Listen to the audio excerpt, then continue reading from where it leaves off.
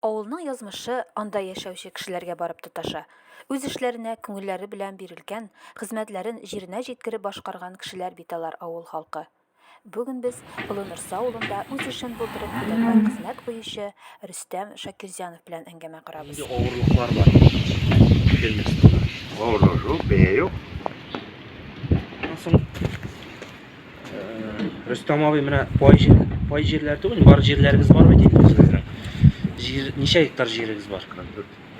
Onlarda pişen Pişengene. baslandım pişeneyim ben. Bulay ekmekini satıp alasın yine. Hayır. Agregatlardan indi agregatlar var. Basına var ya. No. Bizim şeker yok, şeker geceli yok. Şekersi yok. Pişen çapka, şiğe, şime, Hayır. pres. Hayır. Onlar bütünüsü var indi. Hayır.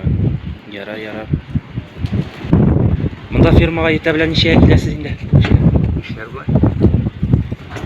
Seyir soğuşular kimler alar bir adam. Bunlar var onlar.